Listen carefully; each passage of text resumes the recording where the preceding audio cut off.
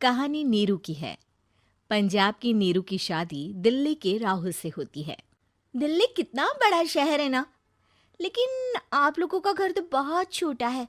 हमारे पंजाब में तो ये बड़े बड़े घर होते हैं कि मजा ही आ जाता है। कोई बात नहीं नीरू, मैं भी तुम्हारे लिए बहुत बड़ा मकान बनाऊंगा बहुत जल्दी। नीरू के पिता जहाँ पंजाब के जाने माने व्यापारी थे, वहीं उसका पति राहुल दिल्ली में एक सिंपल नौकरी करता था। माँ, यहाँ तो घी मक्खन इतना महंगा है कि क्या बताऊं।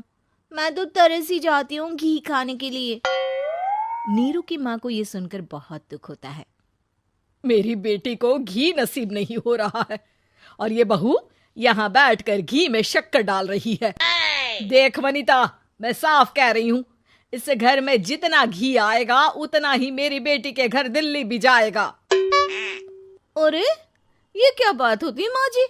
बेटी का उतना ही करो जो अच्छा लगे। अब क्या मायके से घी और मक्खन तक की सप्लाई करोगी आप? हाँ, मेरी बेटी किसी चीज को तरसे मुझसे बर्दाश्त नहीं होता। अब क्या था, नीरू के मायके में 2 किलो घी आता तो 2 किलो दिल्ली जाता नीरू के पास।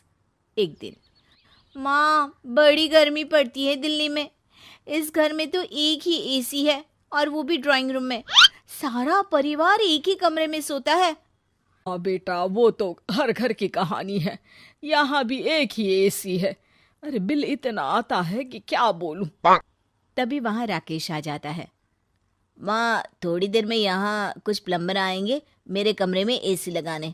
जरा ध्यान से लगवा देना ना माँ। ओए, ऐसे कैसे तेरे कमरे में एसी लगेगा? हाँ राकेश, एक बार बात तो कर लेता। अरे पापा, वो वनिता को गर्मी में नींद नहीं आती। ड्राइंग रूम में सबके साथ सोने में वो अनकंफर्टेबल है, इसलिए।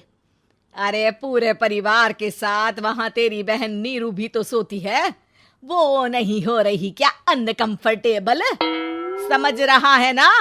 अगर एसी लगेगा तो एक दिल्ली में तेरी बहन के कमरे में भी लगेगा, तभी तू लगा सकेगा।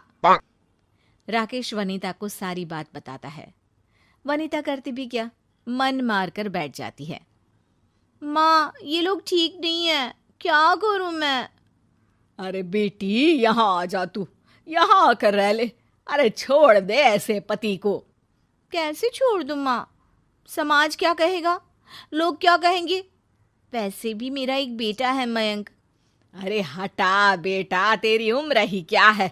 इतनी परेशान रहेगी तो काम कैसे चलेगा? खैर, बात आई गई हो जाती है। माँ को लगता है कि नीरू ठीक है, तो वहीं नीरू के मन में एक ही लाइन चल रही होती है, यहाँ आजा। माँ ने तो बोल ही दिया है कि यहाँ आजा। बस मयंक थोड़ा सा बड़ा हो जाए, इन गरीबों को छोड़कर मैं वापस माँ के पास ही चली जाऊंगी। वो इसी सोच में बाजार में चल रही थी कि मैम, आपका दुपट्टा जमीन को छू रहा है। नीरू जैसे ही उस लड़के की तरफ देखती है, देखती ही रह जाती है। हाय रे, कितना सुंदर लड़का है ये। अब क्या हुआ? मैंने कहा आपका दुपट्टा। तो खुद ही उठाकर दे दो ना। लड़का समझ जाता है कि नीरू उस पर फिदा हो चुकी है। वो उससे उसका नंबर लेकर चला जाता है। अब क्या था, नीरू और रोहित में लगातार बातें होने लगती है। मैं हरियाणा का रहने वाला हूँ, यहाँ एक बड़ी कंपनी का मैनेजर हूँ। अच्छा, और कितने बच्चे हैं तुम्हारे? बच्चे? अरे मेरी तो शादी भी नहीं हुई है। तुम बताओ, शादी करोगी? नीरू शर्मा जाती है। अब लेकिन मैं तो पहले से ही शादीशुदा हूँ। मुझे फर्क नहीं पड़ता, बस तुम शादी कर लो, भाग चलते हैं। बहुत पैसे वाला हूं मैं, हमेशा खुश रखूंगा तुम्हें। नीरू रोहित से मिलकर सारा प्लान बना लेती है और फिर एक दिन घर से भाग जाती है। दोनों शादी कर लेते हैं। शादी के बाद, क्या बात है नीरू, तुम्हें परेशान सा देखता हूँ, सब ठीक तो है ना? हाँ हाँ, सब ठीक है।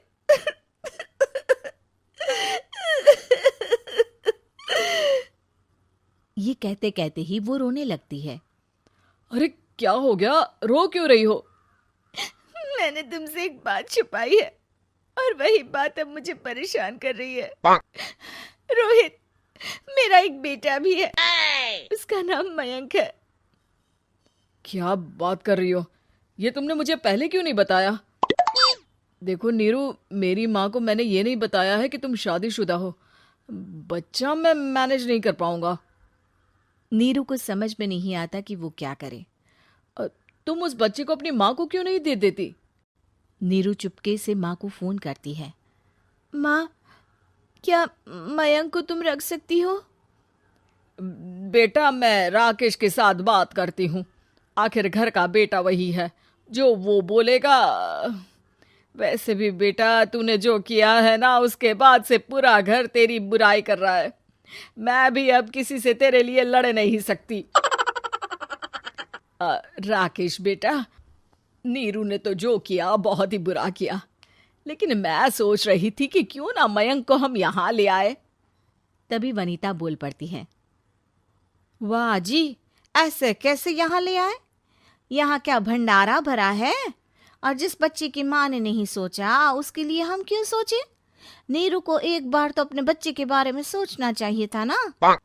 अरे लेकिन तेरे पास भी तो लड़का नहीं है ना वनीता। माँ, वनीता ठीक बोल रही है। कल को वो बड़ा होकर इसी घर का हिस्सा मांगेगा तो हम क्या करेंगे? माँ कहती भी तो क्या, वो चुप रह जाती है। वहीं नीरू का पहला पति कहता है। माँ, अगर आज भी वो वापस आ जाए तो मैं उसे माफ कर दूंगा। बेटा, गरीबी चीज ही ऐसी है, क्या करेगा? तू तो अब मयंक का सोच। वो बेचारा तो बिना माँ का हो गया। मयंक के खातिर तू दूसरी शादी कर ले बेटा। लोगों के लाख समझाने के बाद नीरू के पहले पति की शादी रिद्धि से हो जाती है, जिसके पहले पति से 2 बच्चे होते हैं। देखो जी, मैंने शादी सिर्फ बच्चे के खातिर की है। मैंने भी शादी सिर्फ बच्चों के खातिर की है। वहीं नीरू के दूसरे पति के मन में ये बात घर कर जाती है कि नीरू एक मासूम बच्चे को उसके खातिर छोड़ कर आई है। अब देखो नीरू, मुझे लगता है कि जो औरत अपनी कोख का बच्चा छोड़ सकती है, वो तो कुछ भी कर सकती है। कल को तुम्हें मुझसे अच्छा कोई मिल गया तो तुम तो मुझे भी बाय बाय कर दोगी ना। नीरू को अब उसका दूसरा पति ताने देना शुरू कर देता है। तंग आकर नीरू उसके यहाँ से भागकर अपने पहले पति के पास चली जाती है, लेकिन ससुराल में क्या लेने आई है नीरू, मयंक को? नहीं नहीं सासू माँ, मुझसे गलती हो गई, मुझे माफ कर दीजिए। नीरू, अब वक्त खत्म हो गया है, मेरी शादी हो चुकी है। तो छोड़ दो ना उसे, हमारा बच्चा है। मैं आपको अपनी माँ नहीं मानता, मेरी नहीं मान तो बात अच्छी है। नीरू मयंक की बात सुनकर समझ जाती है कि उसके पास अब ना आसमान रहा ना ही जमीन।